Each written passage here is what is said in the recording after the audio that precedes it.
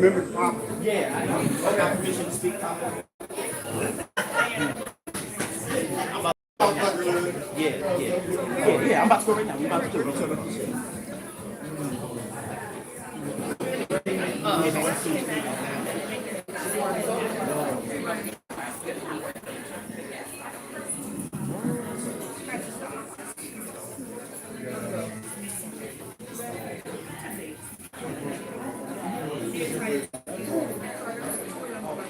Good afternoon, good afternoon, good afternoon.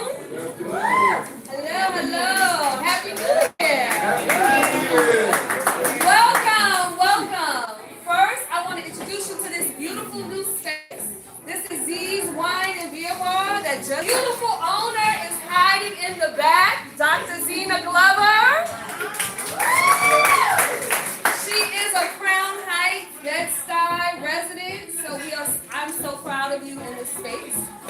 So we're here today for our first fundraiser for Mr. Marlon Rice. One more thing before I introduce Mr. Rice. This space is a community space. It is not just a beer. But turn that music down. Can you turn the music Yeah, down? turn it all the way off. This is a community space. So if you are looking for a space to hold an event, to have a meeting, a poetry reading, a book signing, or any of those things, please think about Z's Beer and Wine Bar. This is a great space and we want to welcome it into the community. So today we are here for Mr. Marlon Rice. This is the committee to elect Marlon Rice. Right. And he's going to give a few words. Just a few. Just a few. How y'all doing today?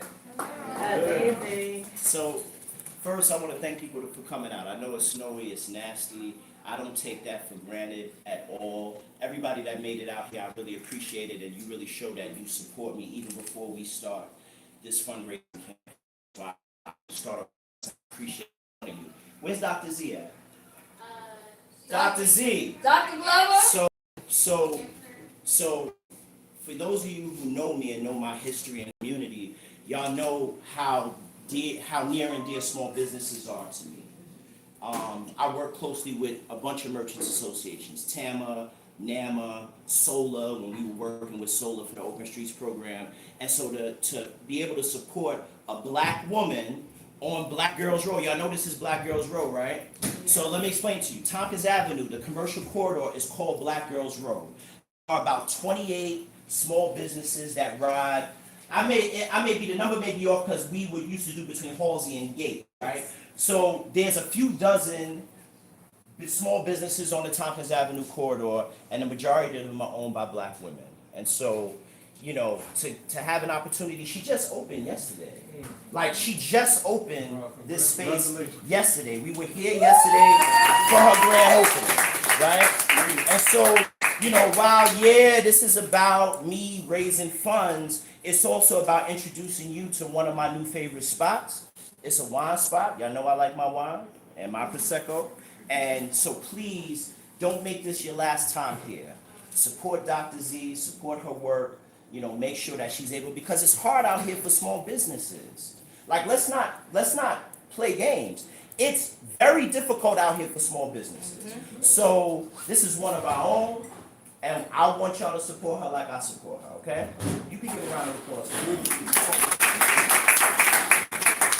You said you was coming early.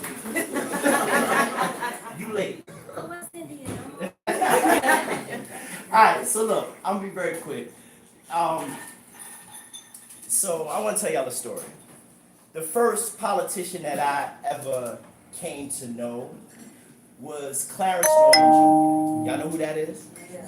So in my Nana's house, my grandmother, my father's mother, we call her Nana, she lived in the Betsy Ross on St. Mark's and New York Avenue. And she would get mailers, like any elected sends you. And the mailers would have Clarence Norman Jr., his name and his likeness, right? His picture and his name. And as a kid, like, I'm 8, 9 years old, and I remember these mailers, and I remember his face, and I remember the name, Clarence Norman Jr., right? So when I was in 4th grade, and I tell the story a lot because of my work at Restoration. Y'all know I work at Restoration. So I tell the story a lot at Restoration because it's germane to Restoration as an institution. So basically, my grandmother used to walk me to school every day. I used to go to Concord Baptist on Marcy and Putnam, and we lived on Pacific between New York and Nostrand. So every day I would walk through Restoration, up Marcy Avenue to school, right? Fourth grade come, I don't want my grandmother walking me to school no more, right? So we have a conversation, and I tell her, I broke her fucking heart with this. I broke her heart. I said, Nana, I don't want you walking me to school no more, because I got to walk past 258 to get to court, and 258 was bad back in the day, right? So I didn't want, I don't want them to talk about me. So I didn't want her to walk. So I said, Nana, I don't want you to walk me to school no more. I was indignant. So she said,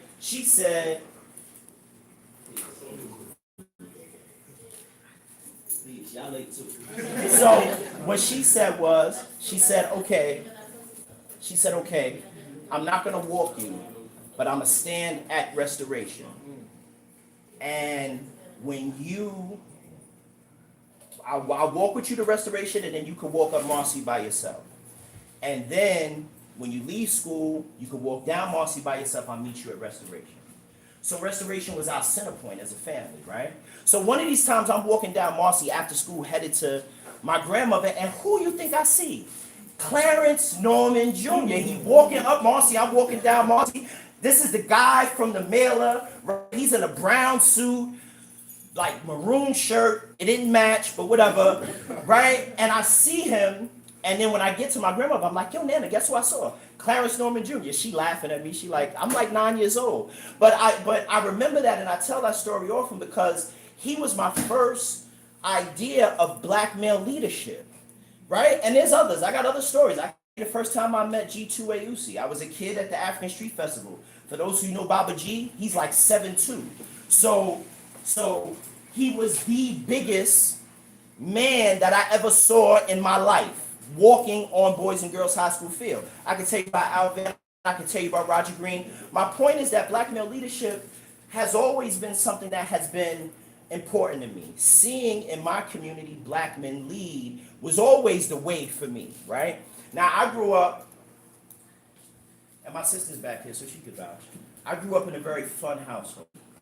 I grew up in a place where community was in your house. Friday night, fish and spaghetti. Y'all know what I'm talking about? Right? They think that don't match. Fish and spaghetti absolutely match. It works, right? I didn't grow up in a staunch home. I grew up in a home where the community was in your house on Fridays. I also grew up in a home where your neighbors would snow on you. Right? We had Miss B. Miss B lived across the street from me. All your business. Right? Miss across the street from me. My mom would come home from work ready to whip on me because of something Miss B told her I did. I didn't even know Miss B called her, right? That's the community that we grew up in. That's Brooklyn to me, right? So I took that with me, right? This feeling, because the truth of the matter is those Fridays, Kyan, when we be in the crib, we in the kids' bedroom. Remember, the kids used to have to go in the bedroom. These kids now bad as shit. They don't do whatever. But the kids used to have to go in the bedroom. And those, like being social and those social moments, I took with me in my life. I founded Good People NYC in 2011 as an event programming company because I wanted to utilize my platform to throw panel discussion parties and things like that. And I didn't really see myself as a promoter because I don't really see bringing people together as a useless party. I see it as work of social justice, right? My brother Jelani, he not here. He's supposed to be here, but I got the name from Jelani. I'm gonna tell y'all how I got the name. Let me explain to y'all so now y'all know. Hey Jada, what's up? That's my high school prom date right there. Right? So look, I'm gonna tell y'all where Good People NYC came from. My brother Jelani was the regional manager of Promote Your House Men's Shelter. And so in the homeless shelter is a very violent and chaotic place. It's institutionalized. And the state don't always do right by these men from a mental health standpoint. So they dealing with their own issues in there, right? So Jelani used to tell me, yo, when two guys start wilding in the shelter, I grab one of them and I look him in the eye and I say to him, I always knew you as a good brother. Like, why are you doing this? I always knew you as a good brother. And what he said is, it diffuses the situation because when you tell somebody, I only know you as a good person, it makes them feel like a good person, right? Yes, sir. And it would diffuse the situation. I ain't believe them. Then I became director of operations for Moja House, right? And it was chaotic in there. And so shit would happen, and I would do that same thing. I'd be like, yo, all I know is you a good brother, right? I don't know why you doing this. You a good brother. And every time it would diffuse the situation. The guy would be like, yeah, Rice, you right. I don't know why. They would begin to endear themselves. Yo, calling somebody good works, right? It's like you feed people what it is you want to see from them. So I named my organization Good People NYC because I wanted people to feel good, right? In a very real way. And we do block parties and y'all know what I do, but really it's a very simple formula. I believe that whenever you bring people together, you have an opportunity to strengthen community. I know that. I don't believe that. I know that. Whenever you bring people together for whatever the reason is, you can impart something upon them that they leave better than they came. Even if it's just a good social experience. Even if when they leave, they're just like, yo, I had so much fun in that space. You have an opportunity to move people from a social justice standpoint just by bringing them together. And so that's what I do with Good People NYC. I don't want to keep going into what I do. Y'all know what I do. I want to tell y'all this. I'm not publicly announcing right now. And the reason why I'm not publicly announcing is because I don't want to be disrespectful to the 2025 election cycle. How you guys doing? Good to see you. Good to see you. This young brother is a tech knight. All tech knights in the house, this young brother's a tech knight. So I'm not announcing because I don't want to be disrespectful to the 2025 election cycle. The rules allow for me to start a committee, to get a treasurer, and to begin to fundraise. The rules do not state that I have to publicly announce. And so I'm not publicly announcing right now. Y'all know what I'm running for. If you don't know, ask me. I'll tell you what I'm running for. Right? But it's very important for me to get started as early as possible for two main reasons. The first is a fundraising piece, right? In order to beat Goliath, you got to gather rocks, right? And so I'm taking the next 17 months to do that, and I thank everybody for coming, and those of you who have contributed, I thank you for contributing. And I'm going to ask you to contribute, right? But really, I thank you for that. So the first reason, obviously, is to begin to fundraise and begin to build a base where I can compete. But the second reason is the real reason. The second reason is I don't believe people look at the political system the way they should look at it, particularly state legislative seats. I'm explaining to you. To run for a state seat, whether it's assembly or senate, the qualifications are you must be 18 years of age or older, you must live in New York State for 5 years, and you must be a resident of the district that you're running in for at least 12 months. Why did the architects create it that way? I'm going to tell you why. There's no term limits for Senate or Assembly, right? The people that architected the system, their intent was that community would rise up servant leaders out of themselves, and that there would be a constant conversation in community about your needs, your sensibilities, what you like, what you don't like, what you want, what you don't want, and then that person would go up to Albany and that person would speak on your behalf. When they're sitting in the seat, they're speaking for Osei, they're speaking for Jada. They're not speaking for themselves. They are not they're not the shit. It's not main character syndrome. The person in that seat reflects all of us and our needs, right?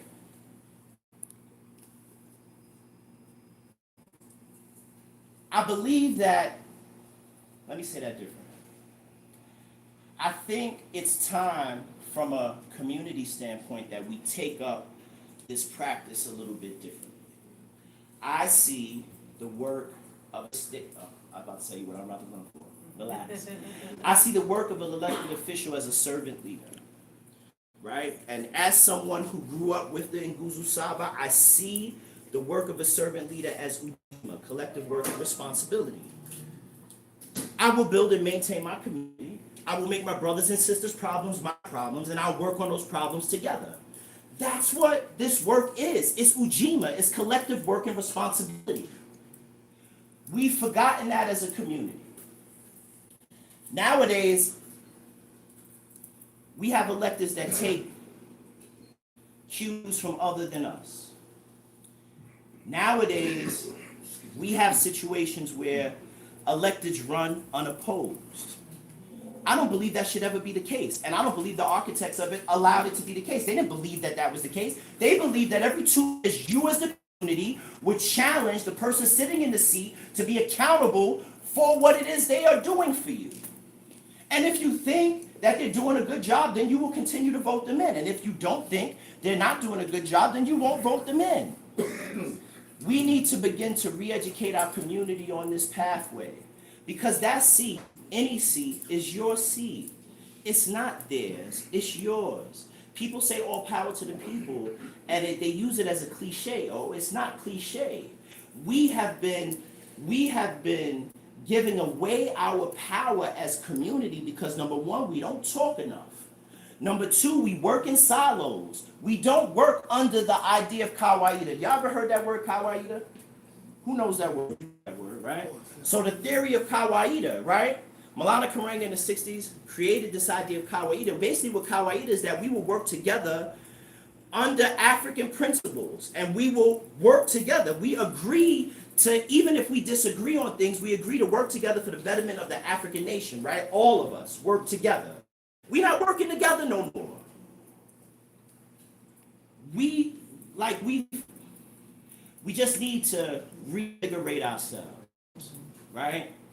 And so over the next 17 months, my plan is to utilize who I am in community to reinvigorate us, right? To remind us of what it really means when we say all power to the people. To remind us of what it really means when we say that community comes first. Community empowerment. You ever heard that slogan, community empowerment? This is what we're looking for, Maisha, is we're looking for reinvigoration of community power. And at the end of this courting session, because these next 17 months, obviously I want to run. Obviously I want to run, right? I'm asking you for money. I got the QR code, right? Got the easel, right? Got the dragon fruit. Phil, I got the dragon fruit in the back, right? Very tasty. Yes. So obviously I want to run, but at the end of the day, I want you to make the decision. I don't want to make the decision. You make the decision. You decide, right? And if you decide that I'm worthy of battling my opponent, then we go to war, right? And even when I win, and I will win, I expect the same thing to happen every 2 years. I expect what I want to see is our community raise up and really become way more civically engaged than we are. I don't know if y'all know, but we got a storm coming. Tomorrow's inauguration day. A storm brewing, right? But I'm not scared of that storm because I believe that ease is a greater threat to progress than struggle. We've had it easy over the 4 years, and that's why we become apathetic. I like struggle. I'm a runner.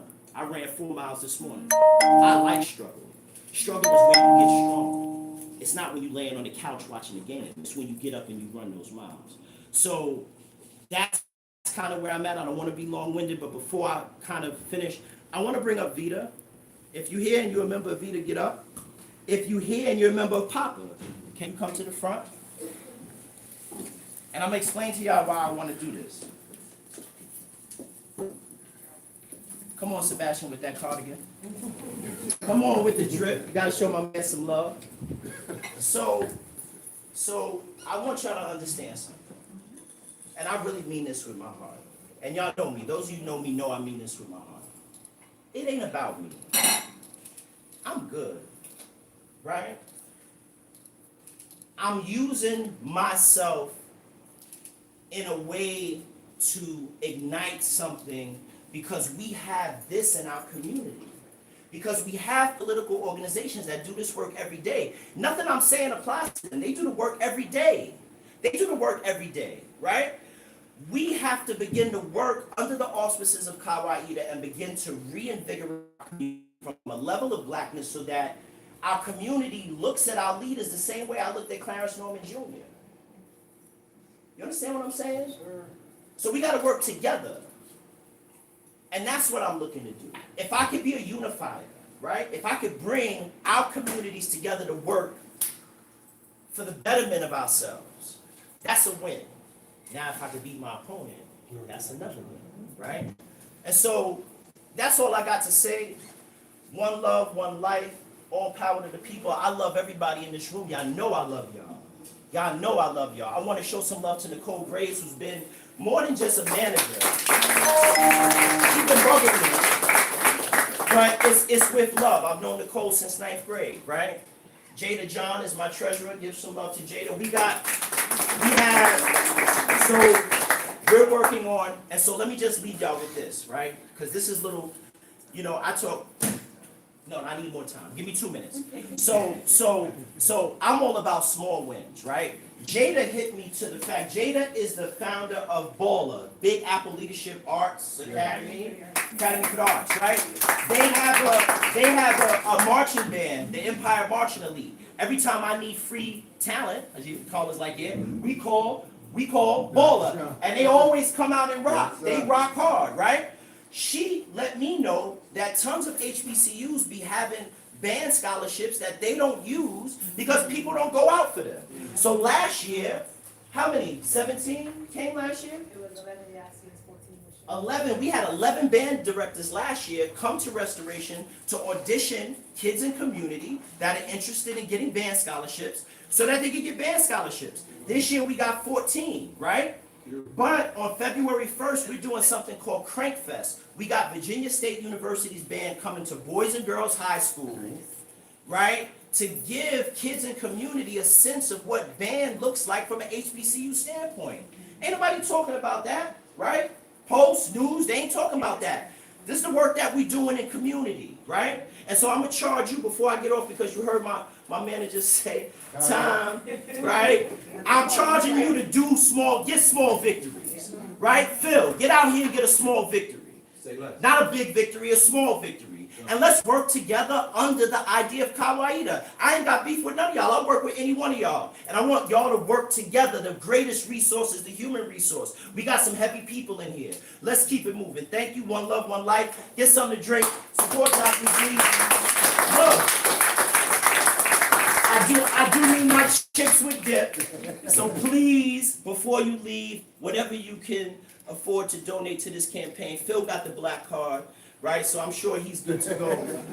Please donate because there's no way I can continue to do this work without your help. It's not about me, it's about us. Let's keep moving forward. Thank you for coming.